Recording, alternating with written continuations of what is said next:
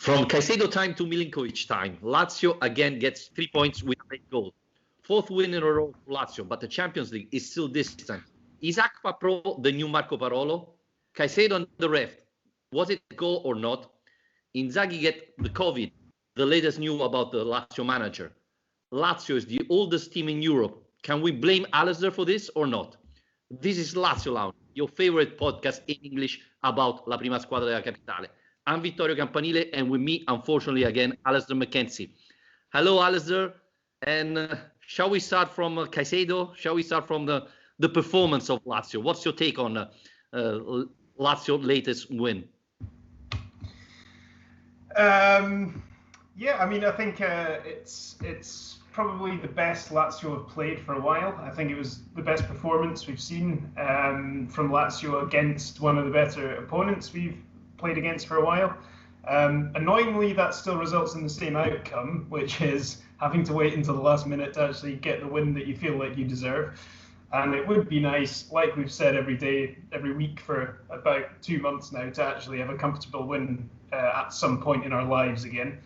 But no, I think I did feel more like it. We're seeing more like the old Lazio again. I feel like although the game it took until the last minute to score, and it was a very tight encounter, I feel like there was a bit more of the old Lazio in an attacking sense. They didn't risk basically anything at the other end of the pitch, and eventually got the result they deserved. And yeah, we said already last week that we were both a bit worried about Hellas Verona and how good a team they are. So I think all in all, we have to be pretty happy with that. Yeah, I would say that I was really scared about Verona because it's a good team. They're playing great football. It's true that in the last couple of weeks or so, they didn't get a lot of good results. But they have a past with Lazio that is not very positive. But at the end of the day, they didn't have a shot on target. And this, considering how dangerous Verona is, was a sort of surprise for me. On the other side, I think Lazio created a lot of chances, but now the problem, Alistair, is that Lazio is not taking all the chances. I think of the top 7, Lazio is the team that scored less goal of all. And this tells you why we are struggling to win easier, because we score just 1 goal a match. So this makes it complicated, right? Yeah, well, of course. And how much of that do you think is down to Ciro? Because now it's eight league games in a row Ciro hasn't scored, and that's the longest run he's ever had since he joined Lazio without a goal. And clearly over the last few years, his scoring rate has been absolutely absurd, really, and not a normal thing to expect from a player. But we have been able to rely on it, and all of a sudden we can't rely on that anymore. Do you think that's too simplified a reason for why Lazio are struggling to score more goals?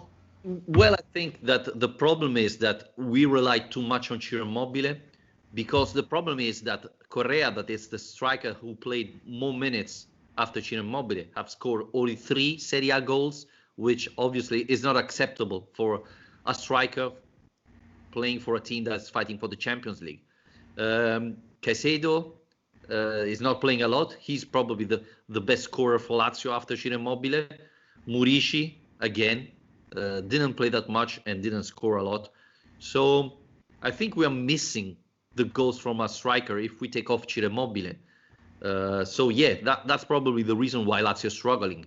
Inter is winning the Scudetto thanks of Lukaku's goal. Juventus rely on Cristiano Ronaldo. Milan had Zlatan Ibrahimovic carrying on the team for a long time. I think that when Ciro stopped, Lazio didn't have another one stepping in.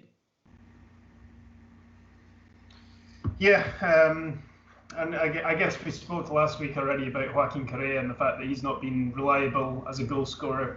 Felipe Caicedo kind of has been surprisingly so, I guess. And well, let's move on to that. I mean, he was denied what would have been maybe the best goal he scored for Lazio. In terms of like the individual skill it required, it was an amazing individual goal, and I felt bad for him. I feel like you feel more than bad for him. I expect you have quite strong emotions about this. Well, the thing that drives me crazy is if you're a ref, I can understand if that's tackle, it's a foul, then it has to be a foul for 95 minutes. It cannot change depending on which team does it. I thought Kifi allowed Verona defender to be very rude. They did a lot of bad tackles that I thought, in my mind, was a clear foul, a clear yellow card. The fact that Verona finished the match with no yellow cards is simply astonishing. So if that's the way you're going to referee, I'm fine with that, but has to be consistent.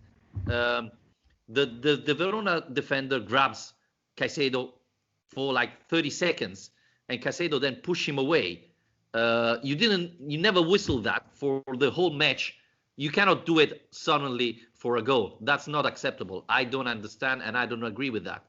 The other point, Alistair, is we can say that that's a foul, but you can give yellow card to Caicedo, but it's a free kick for Lazio because who started the foul? The Verona defender. So if you don't give me the goal, you have to give me a free kick close to the penalty box because the foul is from the Verona defender. So he made two mistakes in one for me.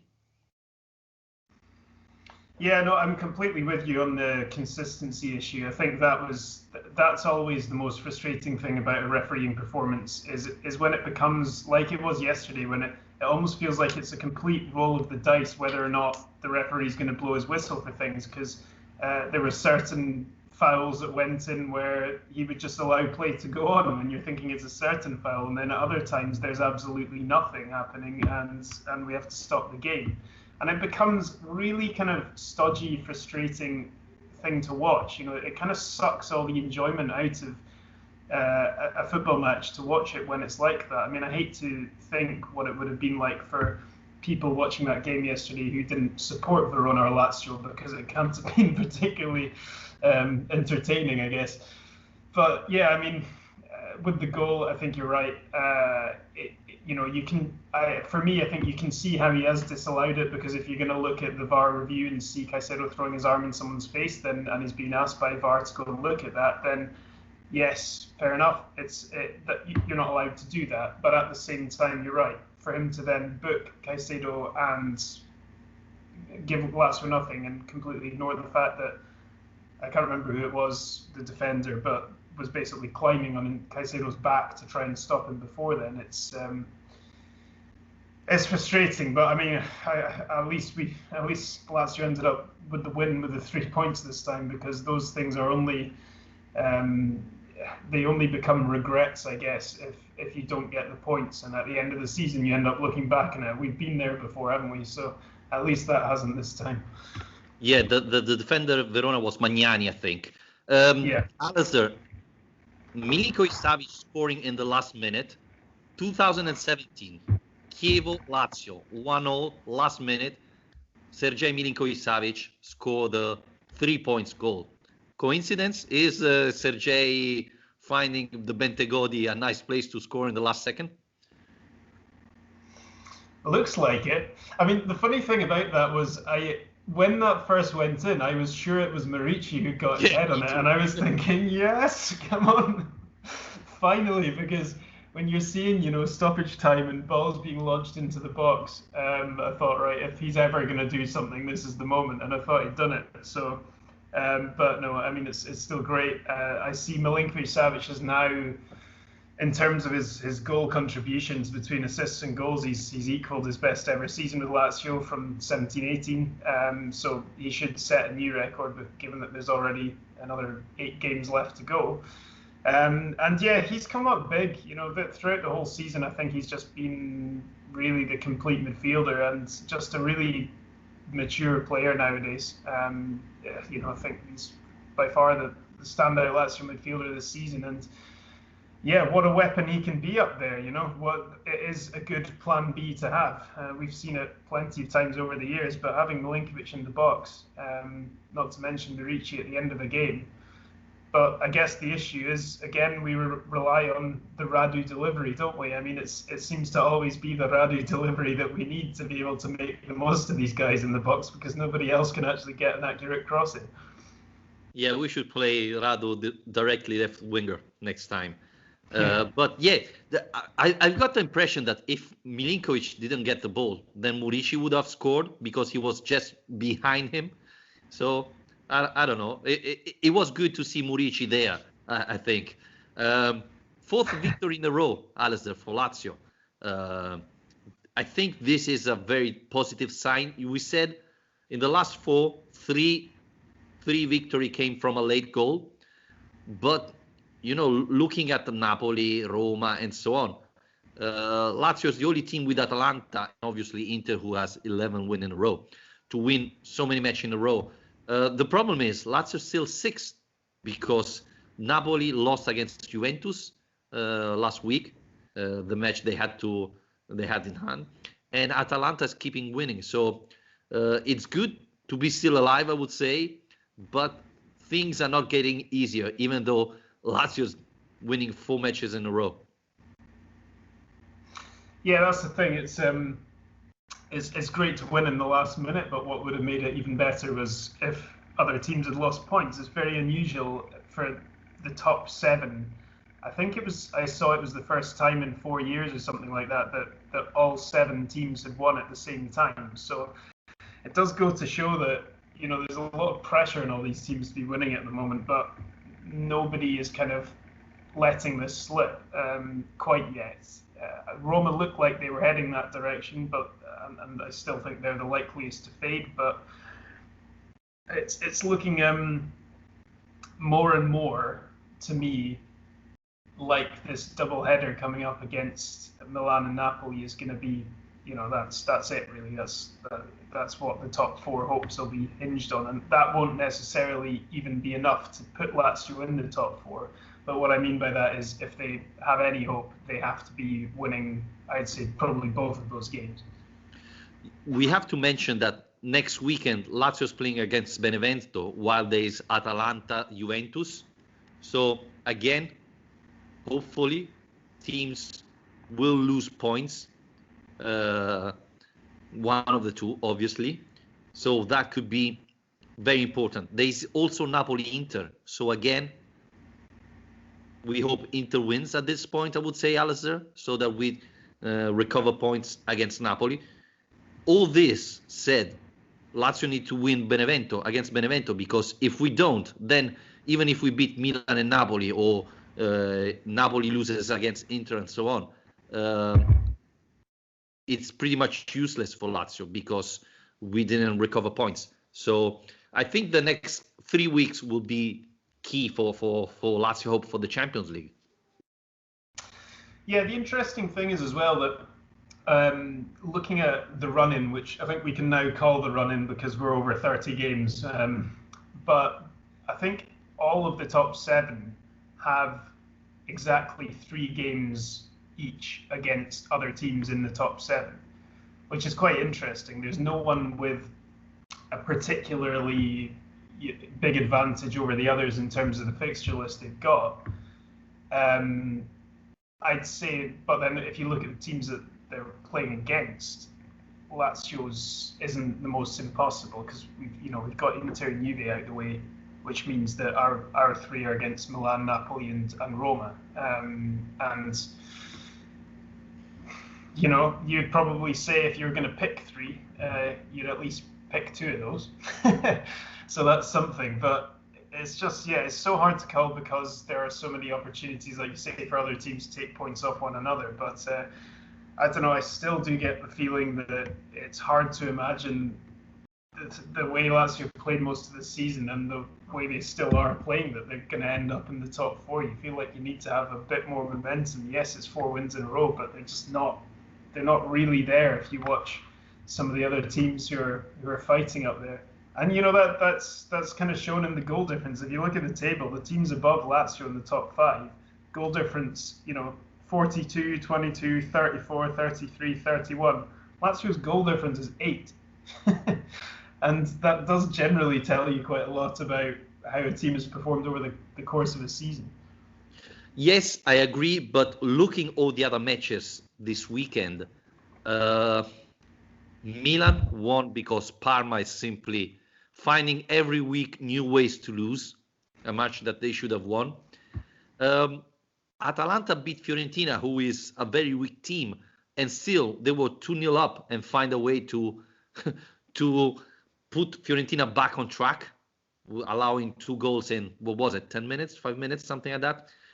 Napoli is creating a lot of chances, but they also wasting them a lot. So probably Atalanta is the team that scares me more, because it's the team that, allows you a lot of chances, but at the same time, they are a machine, a goal machine, I would say. Yeah.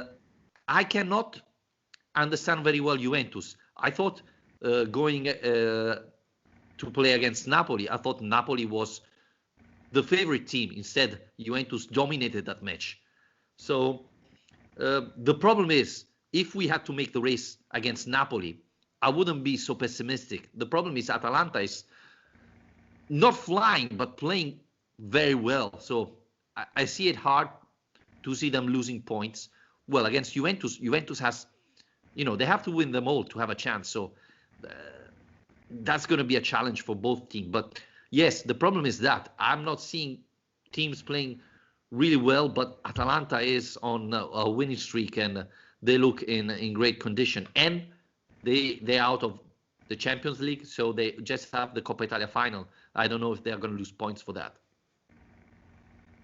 Yeah, and it's strange when you watch when you watch Lazio as much as we do, and then you watch Atalanta. They make scoring goals look so easy, don't they? I mean, it's almost like just inevitable that they'll almost kind of walk through defenses. They just seem to find a way, and they rotate their attack a lot. They have a lot of kind of depth in their attacking options in that squad, and they just seem to find the net with such ease. Whereas with Lazio, there's, I'd say, probably more control to Lazio's games. They're not finding themselves in these situations like the Atalanta-Fiorentina game too often, but at the same time, it just seems like Lazio need to work so hard to find one goal. Maybe a bit of bad luck, Chio hitting the post, the Caicedo goal being disallowed. There's obviously a bit of bad luck involved in it, but I think when you create as many chances as a team like Atalanta does, it's not a surprise that you score as many goals as they do. And Lazio are missing a little bit there, I think. Alistair, going back to the match, we have to talk about Akpa Pro, because he's probably the new Marco Barolo, playing right back, right wing. He's playing pretty much every position in his career. How do you rate his performance in a completely new position? Not completely new. He already played there in France, but completely new for Lazio. Yeah, it was a surprise. It was a surprise to see him picked there. I mean, it wasn't a surprise necessarily on match day, because we did get the reports leading up to the game and that's what was going to happen. But I think, we were talking about how it was Marisic's chance to put in a big performance at wingback and show that that's his best role. But I don't know, it was a strange one for me. I don't feel like Akpa Pro did. I feel like he did a job in the most Marco Parolo of ways, in that he kind of, I'd say 6 or 7 out of 10 kind of performance. He did fine.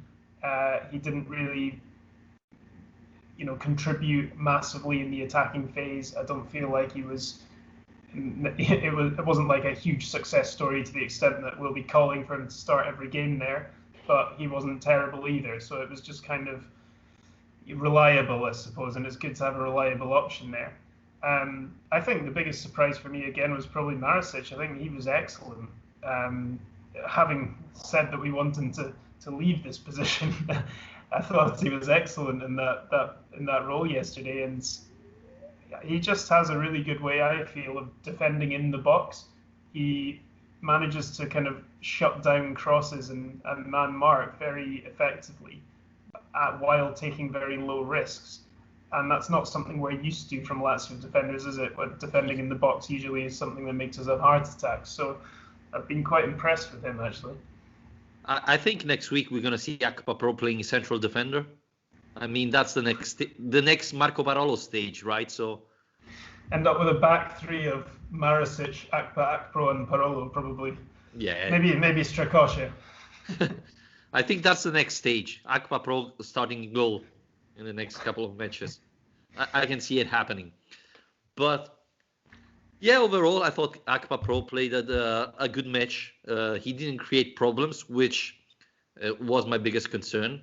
Um, didn't create that many chances.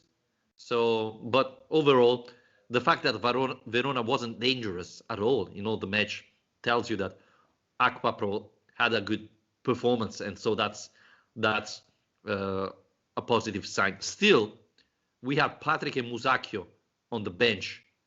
Why didn't they play and move Marusic back to his original position? Because I think, and you said it, Lazio is struggling to score. I think with Marusic back to his position, Lazio will have a weapon to create more chances and probably scores more goal. Yeah, and Lazzari's been excellent, I think, recently. Well, he's been playing in the attacking sense. I think he's offered a hell of a lot and really helped this team attack. But without him, Akpagpo didn't do that much. Faris kind of tried his best, but still suffers from inaccurate crossing, I think. Senad Lulic still not really doing much for me. So yeah, I mean, I think with Marusic and Lazzari, you've got your best attacking options from those wing-back positions. But I can't imagine Inzaghi's going to change his mind about this now, because Marusic has been doing pretty well in the back three. And on top of that, we've now got news this week that Musacchio is basically he's off back to Spain, or he's going to be leaving at the end of the season, and it seems to back up the idea that if he reaches a certain amount of appearances, Lazio have to keep him, because we're not seeing any sign of him. And so if they've given up on Musacchio for whatever reason, or don't see a future with him, and Patrick is definitely always been regarded as the backup rather than the starter, then we're down to Marusic, really. I mean, there's no one left. You mentioned Faris because Inzaghi wasn't on the bench yesterday because unfortunately not only Inzaghi, all his family was found positive to the COVID. They had a birthday party to celebrate Inzaghi's birthday, and they got positive the day afterwards. So Faris was on the bench. Inzaghi, all the week, if I'm not wrong, was at home. So he looked all the training online. So new technology helped him.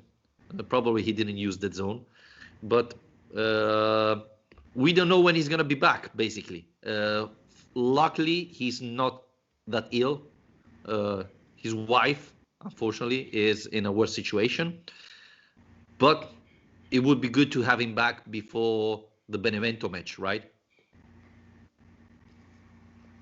Yeah, of course. Yeah, I mean, of all coaches for this to happen to as well, a guy who's as kind of nervous and energetic as he is on the touchline, it must be the equivalent of torture, basically, for him to be having to sit at home, especially if he has a DAZN connection and was struggling with that as well.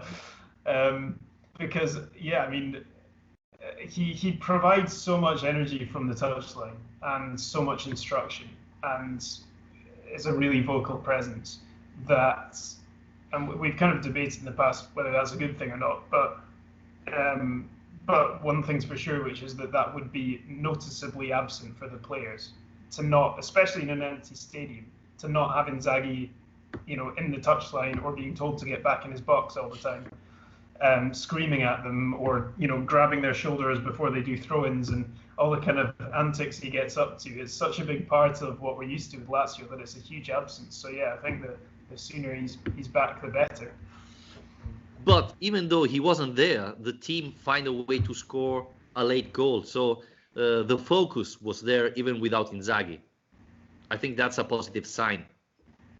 Yeah, and we keep seeing, that competitive spirit, that never say die attitude, all those things that we complimented the team for last season, that is still there. That is, maybe they're not playing perfectly, but if you can grind things out, if you can stay committed to the end, I think so many of these late wins that they've had, they're just completely convinced by now that even if the score is, even if they're 2 goals down, or if they've got a goal to recover, or whatever it is, they've always got that time.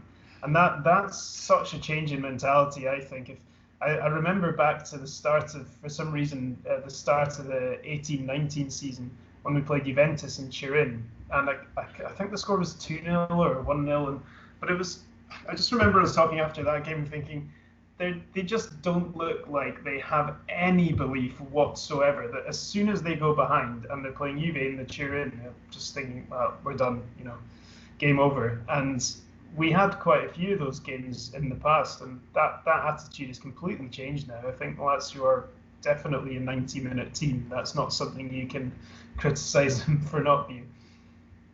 Alistair, changing completely subject.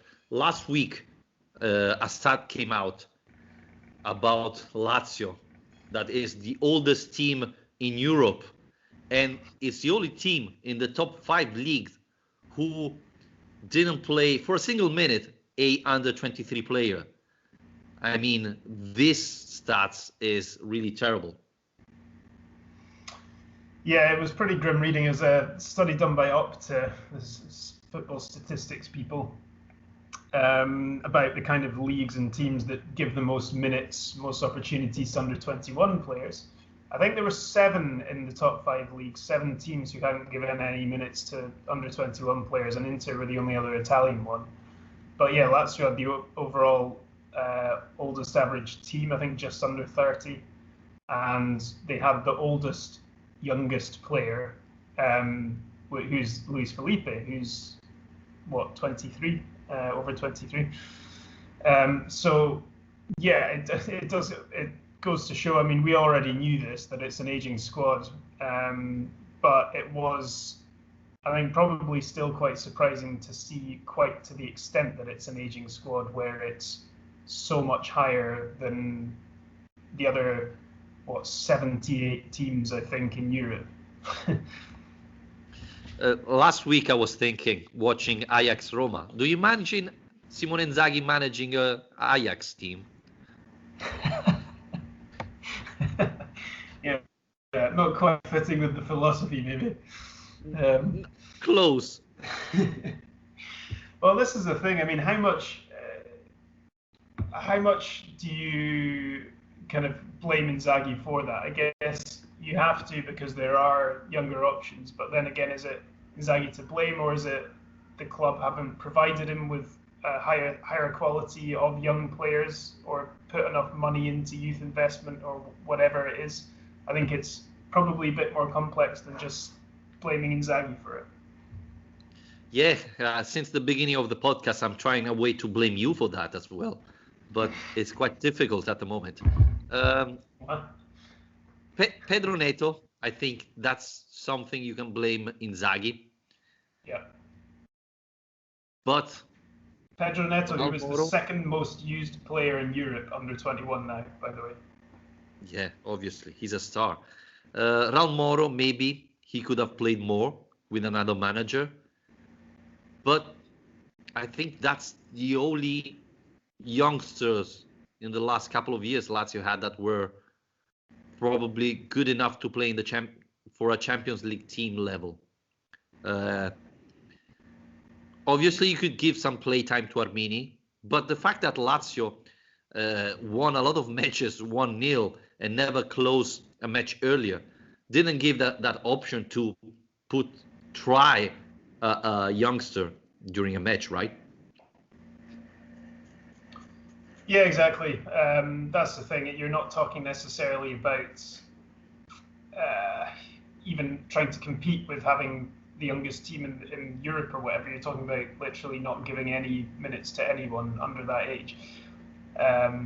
Yes, like you say, there aren't too many options there. Considering how young Moro is as well, we would have liked to see him get some sort of opportunities this season. But yeah, I think that the team does need freshening up. It was really putting the headlights on that fact. And in the summer, we need to see a bit of a changing of the guard, I would say. There's a lot of old boys in this team, like Lulic and Paolo, and been around forever, who might still have a part to play, but that doesn't mean that they shouldn't look to the future a bit more than they have been.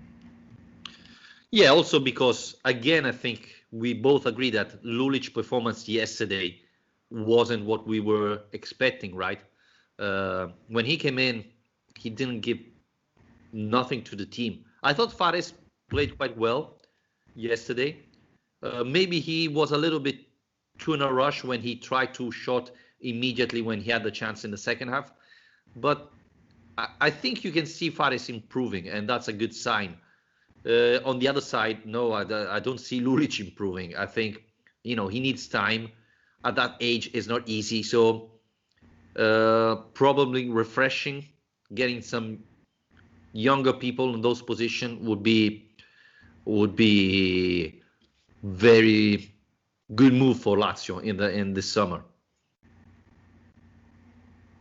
Yeah, and a lot of that probably depends on where they finish out, because obviously I think a big part of the reason the Lazio's squad happens to be one of the oldest squads is the fact that Lazio happen to spend very little money on transfers compared to most other teams, and the players who cost more in the transfer market are the younger players. That's just the way it is. So I think that if they want to really kind of rejuvenate and lower the average age of the squad, Latito's going to have to be willing to invest a decent amount of money to do that, and that's slightly higher risk, clearly. And when we've brought in guys like Dennis Favreau, was pretty young when he arrived, and that's not worked out. And there've been some other examples too. So I think that we need to hopefully remind them of people like Sergej Milinkovic-Savic rather than Dennis Favreau when thinking about buying in young players.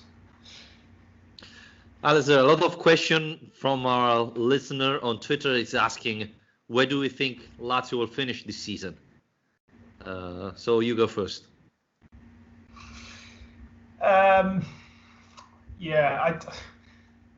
Like I said already, I just don't feel like Lazio have quite got the momentum needed to get through Napoli and Atalanta and end up in the top four. I'm just not quite convinced. I do feel like probably end up staying in the top six and getting in the Europa League, but I'm not feeling overly confident about the Champions League finish. I hate to say it, but maybe if Chiro starts scoring, maybe, but.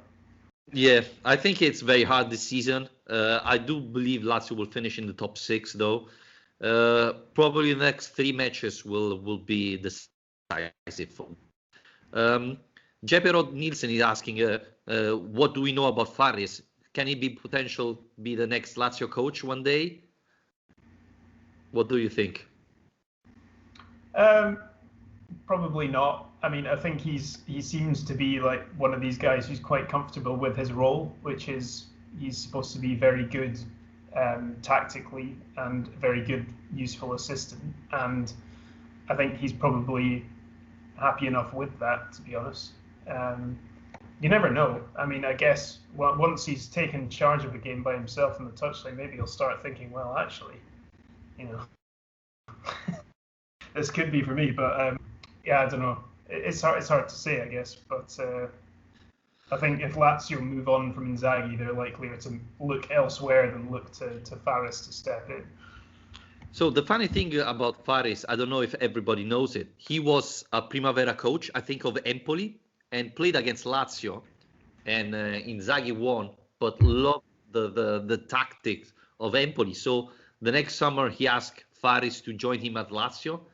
So I think it's difficult because I think now Inzaghi and Fares have been together for a long time. They work very well together. And so I think if Inzaghi leaves, Fares will go with him. So that's probably why he won't be the next Lazio manager. And, Inzaghi is probably the motivator, the one that boost the team and push the team. Fares is more the tactician, the one that prepares the tactics for the match. So I think they're very well combined together. And I think one is the secret of the other. So for the success. So I think that's a nice duo, and it's perfect suited. Masei is saying high crosses from both wings, plus top players like Murici and Milinkovic-Savic. How efficient would it be as a tactical option? I think this is the plan B for Lazio. That's why they brought in Murici, right, Alistair?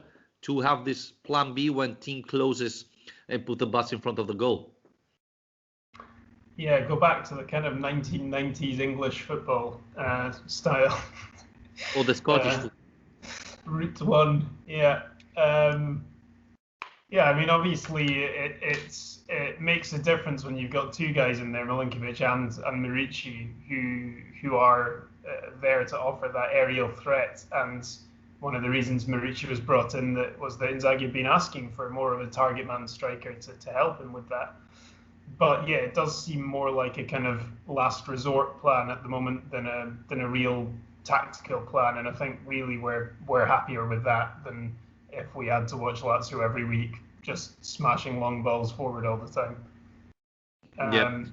It was nice to see, by the way, there was a moment where a long ball came forward and Murici got the knock on and nodded it straight into Chiro's path to run through. And I thought, that is what we have been wanting to happen for the last kind of 9 months. And we've rarely seen it, but hopefully a good sign. Before we leave, one thing we didn't point out is that the yellow card of Caicedo means that he will be suspended for the next match, so he won't be able to play against Benevento. Correa and Lazzari will be back for that match, so probably Correa will start instead of Caicedo and Lazzari will be back. So I think Marusic will still play central defender, unfortunately, against Benevento. But yeah, I thought this was important to point out how bad the ref was against in Verona Lazio. That yellow card was, cost Caicedo the next match. I do love that Caicedo started responding to random fan accounts and things on Twitter now. Yeah, he replies every time to Tutela Lazio. Yeah, I saw that. So worth following them if you want. But yeah, I mean, he said he was furious, didn't he?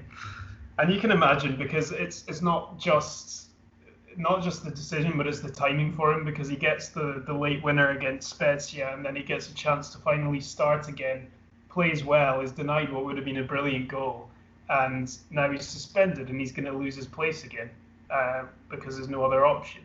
And I think that this was really his chance to kind of nail down the starting spot in this team again and try and convince them to extend his contract. And now that might be a bit harder for him, so you can understand why he's not very happy. And I think he got even injured in that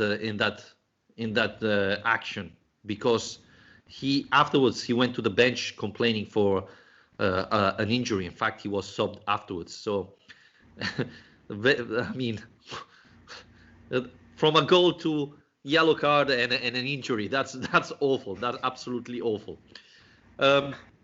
Alex, I think we can wrap it up here, right? We're going to come back after Lazio Benevento, a very important match for Lazio. And thanks to all our listeners, to our patron. Remember, you can follow us on everywhere you follow your podcasts, Spotify, iTunes, Spreaker, everywhere, and on YouTube. And if you want to help us, you can go on patreon.com/Lazio Lounge. Membership starts at $2 a month, and you get an exclusive post-match video. So just $2 a month, it would be a massive help for us. So thanks again, Alistair, and we're going to talk about again about Lazio next week. Good night. Cheers.